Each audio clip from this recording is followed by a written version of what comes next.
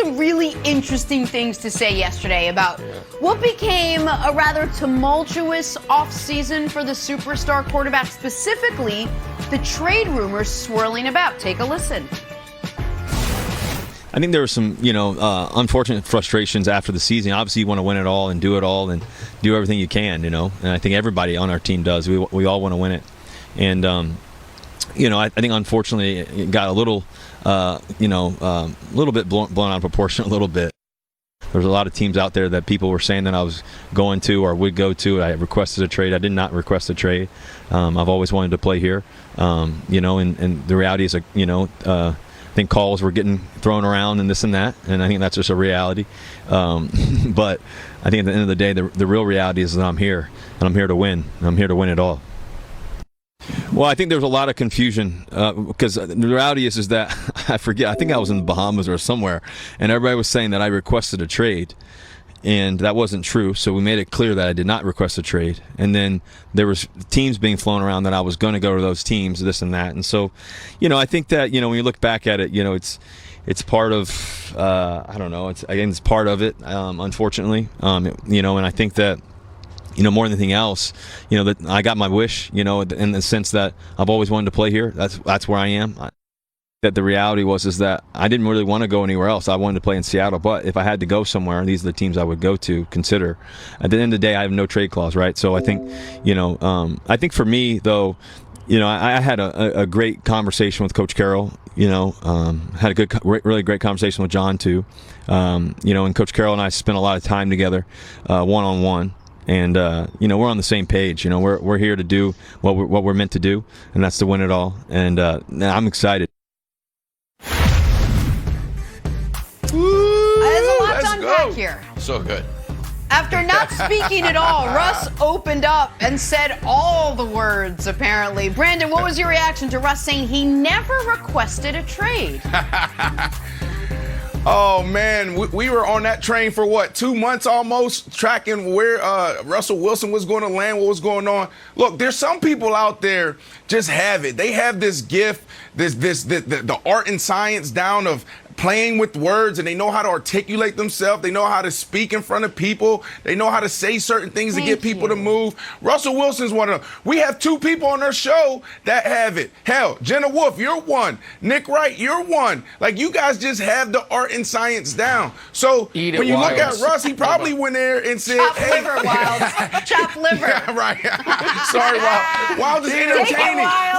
Wilds have the art and science down to entertain. There's some people on TV, right, that just makes it fun. Yeah. They break up the monotony. Right. They take the stats and they just make it fun. That's Wilds. But no, here's the deal. So you have Russell Wilson walks into Pete Carroll's office, or maybe he was on a boat in the Bahamas like he said he was, and he called Pete and he said, hey, Pete, look, this is what I want. XYZ. If we can't do this, here's 4 teams I want to go to. The Las Vegas Raiders, they're attractive. You have the New Orleans Saints, and there was a couple other teams he threw out there, or his agent threw out there. Bears. So I believe him here. Russ is not one of those guys that's going to stand in front of people and lie. Now, did he get creative with his words? Possibly, Nick. Yeah, this is the Nick Wright school of truth telling. Which is, if you read it in a transcript, you're like, I defy you, I dare you to find a lie. And it's like, I can't. But am I telling the truth? Of course not. I've never related more to Russell Wilson, to be honest. I'm not lying, but I am definitely misleading, manipulating, and not telling the truth. It's a great tactic, and I don't know where and when he learned it, but I endorse it fully. It makes life easier. I mean, Wilds, what are we talking about here? I mean, this is the football version of depends on what the definition of is. Like, we know what we're talking about, and what we needed was a good F. Lee Bailey cross-examination, but that's not going to happen from the local Seattle media or from any media for that matter. So, if you're a Seahawks fan, Wilds, you got to feel good because it is resolved at this point. Even if that's just temporary. For this season, you're going to be fine. And then we'll see how this season goes. But I am not buying what Russ is selling. Even if I were him, I would be selling the exact same product. And let me tell you how good that product is, Wild. Yeah. It's great. You can't live without it. Got to have it. 100%. Yeah, so I think it was a masterful job, Brandon. Here's the question. I think there's two teams that should be very happy right now. Seattle Seahawks and the Green Bay Packers. So I think Aaron Rodgers looks at that and says, okay, like that's how it plays out. You cause a little bit of a fuss, you start some fires, they never really take off, and then you just kind of tamp them out, and then you move forward. Right. I think this is going to play out for Aaron Rodgers the exact same way. Do you feel like Aaron Rodgers is going to have more of a commotion, or do you see it's just going to be Aaron Rodgers soon with the new Green Bay Packers logo, just saying like, yeah, I never requested a trade. I sat down, it all worked out. Wow, that was masterful how you put those words together. Wow, I love that. That was really good, stop man. it. So you know what? Jeez, I need to throw you.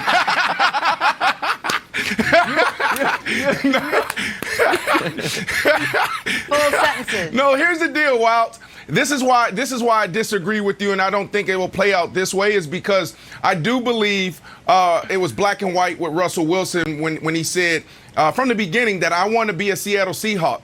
He said I'm the most winningest quarterback through 9 years, but there's some things that have to change. I want to continue to win. I want to continue to build on the Seattle Seahawk legacy. I want to continue to build on my legacy. Aaron Rodgers, on the other hand, is saying like, you know what? I did that. I've been here 16 years. I love you guys, but it's time to move on. Well, I love most of you guys outside of Brian Gutekunst. So I think that's the difference. It's black and white for Russ. Russ sat down and said, look, if you change these things, then I will stay. If not, then it's time for us to look at other opportunities. And then in Green Bay, I think it's just all bad, that relationship between him and that general manager. All right, let's table that for a second and shift to Julio Jones. He was limited to just 9 games last year, dealing with hamstring issues in Atlanta, but he's a Titan now, and Titans don't have hamstrings. That's not true. Yesterday, Julio addressed those who are doubting his health. Take a listen to this. At the end of the day, I believe in me. I know what I have in the tank. And we're talking about age is 32. Like, I'm young. Like, in football, you can say it's old, but you either do it or you don't. This game don't change for me. I'm still fast and still strong. And to, the games last year, I just, had an issue where I didn't take enough time to heal up properly. But, that was just my decision on going out there and just playing. There's no excuses, things like that. But I'll be ready to go. So for those who questioning my health and things like that, just stay tuned. All right, Brandon, what did you make of what Julio had to say? Yeah, this is where history, you need to throw history out, right? A lot of times we track numbers, we track behaviors, we track certain things, trends that probably, try to predict the future. And a lot of times in professional sports, we look at it and say, oh, back in the 80s and 90s, guys were playing in their prime at 26, but then when they hit 30, this is where we saw the drop off. Well, modern medicine, modern science, this is totally different now today than it was, 10, 20, 30 years ago. All you got to do is follow a guy in the offseason, see how he's taking care of himself, seeing how he's eating. This is a dude who take care of himself. So 32 is nothing. 32 is 26 when you look at where guys were 20 years ago. So Julio Jones will be fine. Hell, they said the same thing about me. Back in 2014 playing in Chicago, I had 721 yards. And everybody said I was done. Then all of a sudden I get traded. I don't even know what I got traded to the Jets for, maybe a bag of chips.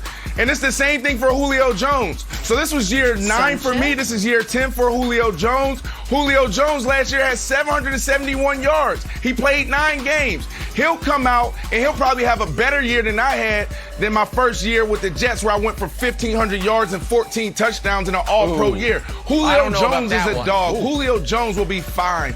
I like it, Nick. Yeah, I know. I agree with all that, Listen, except I don't know if he's going to have better than that. Yeah, there you go.